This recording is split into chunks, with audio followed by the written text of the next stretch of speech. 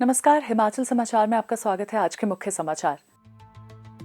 मुख्यमंत्री ने बनखंडी अरण्य वन्य प्राणी उद्यान के प्रथम चरण का कार्य दिसंबर तक पूरा करने के दिए निर्देश।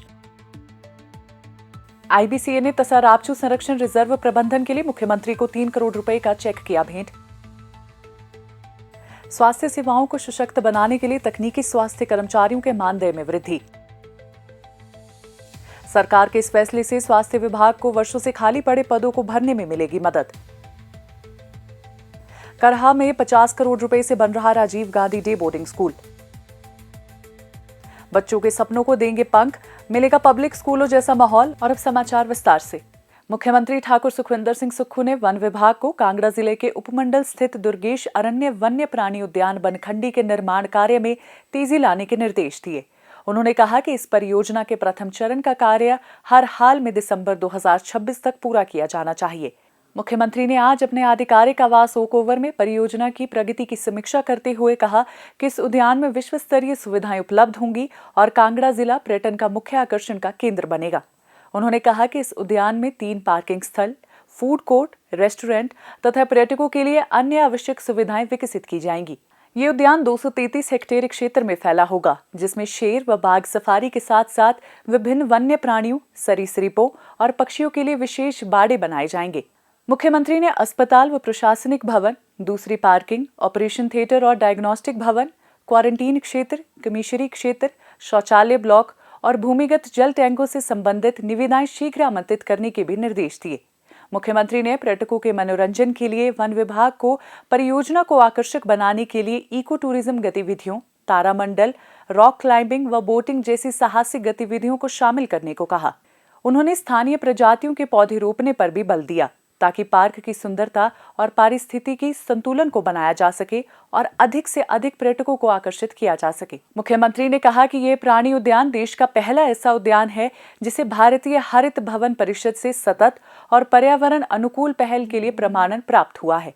उन्होंने कहा कि इस उद्यान में 1 मेगावाट क्षमता की सौर ऊर्जा परियोजना भी स्थापित की जाएगी, जिससे यहां ऊर्जा की आवश्यकताएं पूरी करने में सहायता मिलेगी।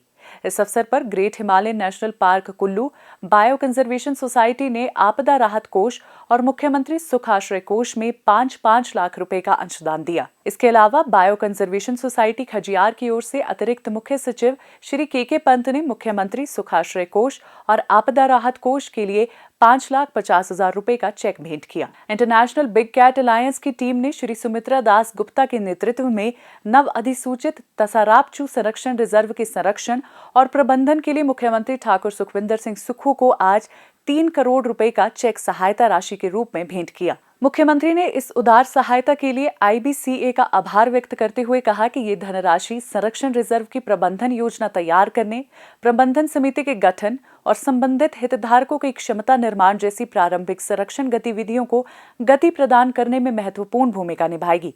उन्होंने कहा कि ये सहयोग सामुदायिक भागीदारी से चलने वाले वन्यजीव संरक्षण प्रयासों को बढ़ावा देगा और स्थानीय लोगों के लिए पर्यावरण अनुकूल गतिविधियों के माध्यम से आजीविका के अवसर भी सृजित करेगा। मुख्यमंत्री ने वन्यजीव सप्ताह के समापन समारोह के दौरान की गई घोषणा के बाद तसा रापचू को 7 मई 2025 को औपचारिक रूप से भारत के सबसे बड़े संरक्षण अभयारण्य के रूप में अधिसूचित किया था। ये रिजर्व 1585 वर्ग किलोमीटर क्षेत्र में फैला है और हिमाचल प्रदेश के ट्रांस हिमालयन क्षेत्र में स्थित है। इसके उत्तर में केंद्र शासित प्रदेश लद्दाख, पूर्व में किब्बर वन्यजीव अभयारण्य, दक्षिण में कबेजमाल नाला और पश्चिम में चंद्रताल वन्यजीव अभयारण्य तथा बारालाचा दर्रा स्थित है। मुख्यमंत्री ने कहा कि ये एक ऐतिहासिक कदम है क्योंकि तसा रापचू अब देश का सबसे बड़ा संरक्षण रिजर्व है। इस रिजर्व से इको टूरिज्म, प्राकृतिक फोटोग्राफी, कैंपिंग और वन्यजीव अनुसंधान को बढ़ावा मिलने की उम्मीद है, जिससे स्थानीय लोगों को भी आजीविका के अवसर प्राप्त होंगे। इस रिजर्व का प्रबंधन एक संरक्षण रिजर्व प्रबंधन समिति द्वारा किया जाएगा, जिसमें स्थानीय पंचायतों के प्रतिनिधि शामिल होंगे ताकि समावेशी और समुदाय आधारित प्रबंधन सुनिश्चित किया जा सके और पारिस्थितिक लक्ष्य को स्थानीय आवश्यकताओं के साथ जोड़ा जा सके। प्रदेश में स्वास्थ्य सेवाओं को और सशक्त बनाने के दृष्टिगत राज्य सरकार ने स्वास्थ्य क्षेत्र में कार्यरत तकनीकी कर्मचारियों का मानदेय बढ़ाने का निर्णय लिया है। स्वास्थ्य संस्थानों में बड़े स्तर पर तकनीकी कर्मचारियों की रिक्तियों को देखते हुए ये निर्णय लिया गया है। राज्य सरकार ने ऑपरेशन थिएटर सहायकों का मासिक मानदेय 7,180 रुपये बढ़ाकर 17,820 रुपये से 25,000 रुपये कर दिया है। वहीं रेडियोग्राफर और एक्सरे तकनीशियन का मानदेय लगभग 2 गुना कर दिया गया है। अब इन्हें भी प्रति माह 25,000 रुपये मानदेय मिलेगा, जो पहले 13,100 रुपये था। इनके मानदेय में 11,900 रुपये की बढ़ोतरी की गई है। प्रदेश में ऑपरेशन थिएटर सहायकों के 382 पद स्वीकृत हैं, जिनमें से 226 पद रिक्त हैं, जबकि रेडियोग्राफर एवं एक्सरे तकनीशियनों के 282 स्वीकृत पदों में से 129 पद रिक्त हैं।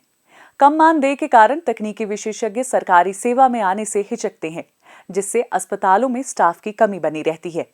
मुख्यमंत्री ठाकुर सुखविंदर सिंह सुक्खू ने इस विषय को गंभीरता से लिया और स्वास्थ्य विभाग को तकनीकी स्टाफ को बेहतर मानदेय सुनिश्चित करने के निर्देश दिए, ताकि मरीजों को स्वास्थ्य सेवाएं सुचारू रूप से मिलती रहें। मुख्यमंत्री के निर्देशों के बाद विभाग ने मानदेय वृद्धि का प्रस्ताव तैयार किया, जिसे प्रदेश मंत्रिमंडल में मंजूरी प्रदान की। सरकार के इस फैसले से स्वास्थ्य विभाग को वर्षों से खाली पड़े पदों को भरने में मदद मिलेगी। तकनीकी स्टाफ अस्पतालों और चिकित्सा महाविद्यालयों में डायग्नोस्टिक सेवाओं का अहम हिस्सा होते हैं और स्वास्थ्य व्यवस्था की रीढ़ माने जाते हैं। इस निर्णय के भविष्य में सकारात्मक परिणाम सामने आएंगे। वर्तमान में सरकारी क्षेत्र में पैरामेडिकल स्टाफ के लिए प्रशिक्षण सीटें बहुत कम थी। अब राज्य सरकार ने इंदिरा गांधी चिकित्सा महाविद्यालय शिमला और कांगड़ा स्थित डॉक्टर राजेंद्र प्रसाद चिकित्सा महाविद्यालय टांडा में तकनीशियन कोर्स की सीटें बढ़ाने का फैसला लिया है। सरकार द्वारा आईजीएमसी शिमला में BSc medical laboratory technique, BSc radio and imaging, BSc anaesthesia व ओटी टेक्निक कोर्स की सीटें 10 से बढ़ाकर 50 की गई हैं। इसी तरह डॉक्टर राजेंद्र प्रसाद चिकित्सा महाविद्यालय टांडा में बीएससी मेडिकल लैब तकनीक, BSc radiology and imaging, BSc anaesthesia व ओटी टेक्निक कोर्स की सीटें 18 से बढ़ाकर 50 की गई हैं। इससे प्रदेश के युवाओं को राज्य में ही प्रशिक्षण के बेहतर अवसर मिलेंगे। बच्चों के भविष्य को संवारने की एक नई इबारत हिमाचल की धरती पर लिखी जा रही है। मुख्यमंत्री ठाकुर सुखविंदर सिंह सुक्खू की दूरदर्शी सोच और आम परिवारों के बच्चों के प्रति उनकी गहरी संवेदनशीलता ने प्रदेश में शिक्षा की दिशा और दशा बदलने का संकल्प लिया है। इसी संकल्प को मूर्त रूप देने के लिए प्रदेश भर में राजीव गांधी डे बोर्डिंग स्कूलों का निर्माण तीव्र गति से जारी है। भोरंज विधानसभा क्षेत्र के करहा गांव में 50 करोड़ रुपए की लागत से बन रहा Rajiv Gandhi day boarding school इस दिशा में एक महत्वपूर्ण पड़ाव है। इस स्कूल के पहले चरण में प्राइमरी विंग का निर्माण लगभग 9 करोड़ 23 लाख रुपए से किया जा रहा है, जिसे 1 वर्ष के भीतर पूर्ण करने का लक्ष्य तय किया गया है।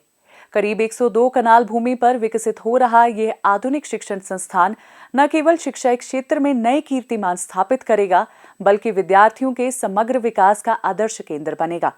यहाँ अत्याधुनिक क्लासरूम, खेल मैदान, सांस्कृतिक गतिविधियों के मंच, एनसीसी और स्मार्ट लैब सहित जीवन कौशल विकास के लिए सभी आवश्यक सुविधाएं उपलब्ध करवाई जाएंगी। ये पहल इस बात का स्पष्ट संकेत है कि अब करहा और आसपास के गांव के आम परिवारों के बच्चे भी वे सभी सुविधा पा सकेंगे जो अब तक सिर्फ बड़े और महंगे पब्लिक स्कूलों तक सीमित थी।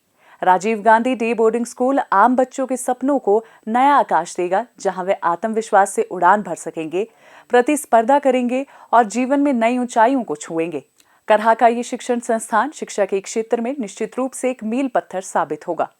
हिमाचल समाचार देखने के लिए सब्सक्राइब करें यूट्यूब चैनल हिमाचल समाचार, लाइक करें Facebook page information and public relations department Himachal Pradesh और सीएमओ हिमाचल, फॉलो करें एक्स @DPRHP और सीएमओ हिमाचल, फॉलो करें इंस्टाग्राम @DIPR हिमाचल और सीएमओ हिमाचल, विजिट करें वेबसाइट www.himachalpr.gov.in।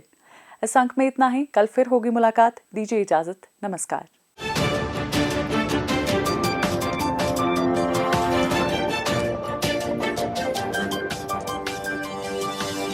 Thank you.